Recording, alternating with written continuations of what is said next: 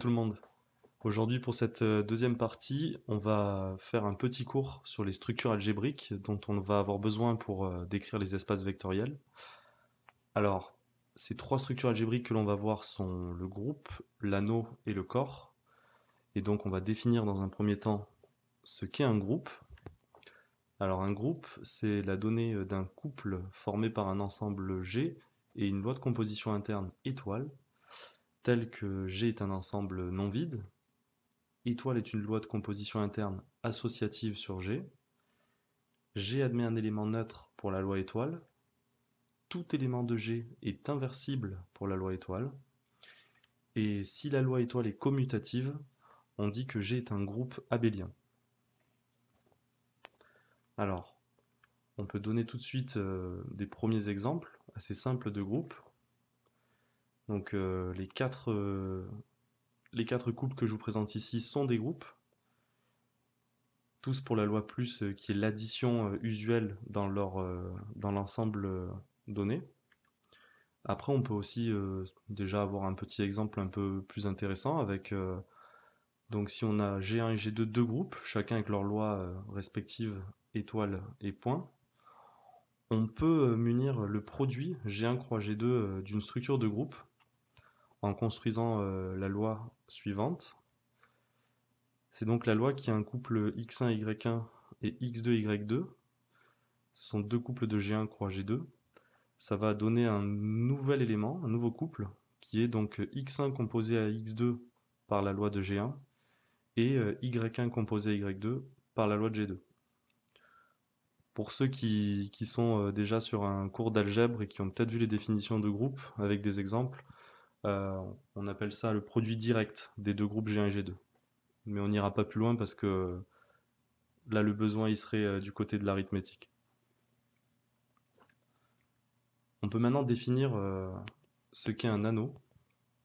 Un anneau est cette fois-ci la donnée d'un triplet A plus croix, qui est tel donc A est un ensemble non vide, A plus est un groupe abélien, et la loi croix est une loi de composition interne associative et distributive selon la loi plus. Si A admet un élément neutre pour cette loi croix, on dit que A est un anneau unitaire. On note l'élément neutre pour cette loi croix 1A ou même 1 s'il n'y a plus d'ambiguïté. Si pour vous c'est clair que c'est vraiment l'élément neutre dehors. Parce que des fois les notations peuvent finir par être lourdes pendant qu'on rédige. On va faire des petites remarques sur les anneaux.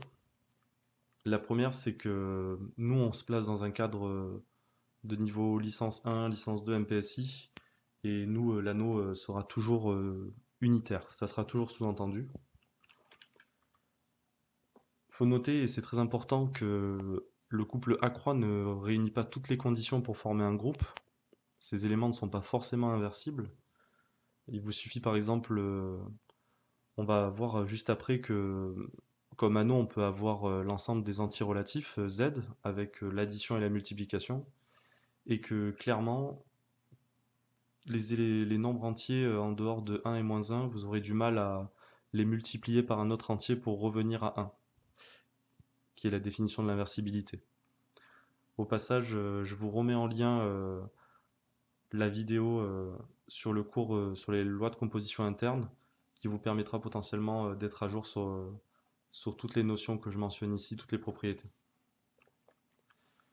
Une autre remarque, c'est que la loi Croix, elle, n'est pas nécessairement commutative, mais si c'est le cas, alors on dira que l'anneau est commutatif. Donc c'est quelque chose qui sera toujours précisé et non sous-entendu. Il peut arriver que certains cours de première année se placent toujours dans ce cas qui est un cas idéal de calcul et, et vont associer la définition d'un anneau à une loi multiplicative. Mais c'est bien de garder à l'esprit le fait de se poser la question et d'être sûr qu'il l'est lorsqu'on va potentiellement rédiger quelque chose sur nos copies.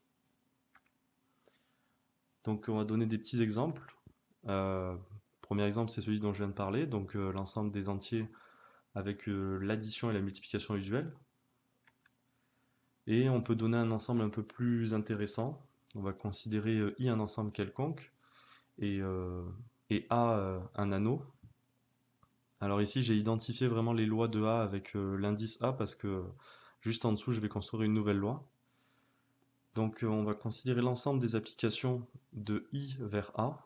Et si on le munit des deux lois que je précise ici, à savoir que pour deux fonctions f et g, f plus g c'est la fonction qui a tout x appartenant à I associe la composition par le plus de la loi additive de A de f de x et g de x. Et si on considère f croix g comme étant l'application qui a x appartenant à I associe la composition par la loi croix de A de f de x et g de x, alors on a bien une structure d'anneau. Je vous laisse vérifier en exercice les propriétés de la définition d'un anneau qu'on a vu ci-dessus, et bien évidemment de mettre en commentaire s'il y a la moindre question, et ne pas hésiter à me demander, je pourrais faire une petite vidéo pour montrer comment écrire ça, ou alors même apporter des exemples plus avancés. Une petite remarque, c'est que souvent quand on va définir les anneaux, on va écrire le triplet A plus croix, et il faut bien comprendre que la loi croix, en fait, on la symbolise ainsi parce que c'est pour se rappeler qu'elle a un peu une relation avec la loi plus de distributivité, comme on a toujours vu la distributivité dans les calculs qu'on fait sur les nombres qu'on manipule depuis le collège, mais que cette loi, ça peut être autre chose qu'une multiplication, fondamentalement. On pourra, dans certains contextes, on va pouvoir voir qu'on aura une composition de fonctions. Et ça, on pourra donner d'autres exemples. On va pouvoir donner la définition d'un corps. Un corps, c'est la donnée d'un triplet, K plus croix, qui est tel que K plus croix est un anneau. Donc vous voyez, à chaque fois, en fait, on a besoin de la définition précédente pour définir l'étape suivante, on va dire.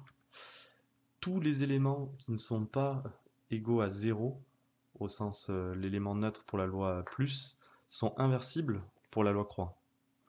Donc on peut, vu que la loi croix vérifie l'associativité, notamment, et que c'est une loi de composition interne, et qu'on sous-entend que notre anneau, il est toujours unitaire, qu'il a un élément neutre, il manquait plus que l'inversibilité pour dire que K privé de 0 muni de la loi croix est un groupe.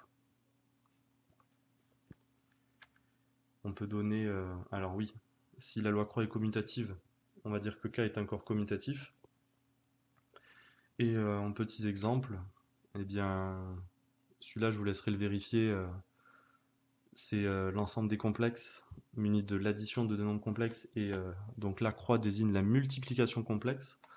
J'entends par là vraiment la formule que vous avez toujours vue quand vous multipliez entre eux deux complexes Z1 et Z2. Eh bien ça c'est un corps, et vous pouvez aussi vérifier que R plus croix muni de l'addition usuelle et de la multiplication usuelle est un corps. Ce cours est assez succinct, mais son seul but était de remettre en tête ou de présenter juste une première fois les notions de groupe, anneau et corps, parce que nous allons voir en fait dans la vidéo suivante qu'un espace vectoriel va se définir à l'aide d'un corps et à l'aide d'un groupe notamment. Donc quelle est la suite? C'est une étape assez simple, ça va être de définir un espace vectoriel, et comme je dis, ça va nous faire entrer dans le vif du sujet. Donc je vais mettre ce cours en lien aussi sur mon drive personnel. Vous pourriez y accéder, je vais mettre un lien dans la vidéo, enfin dans la description. Et je vous dis à très vite pour la prochaine vidéo.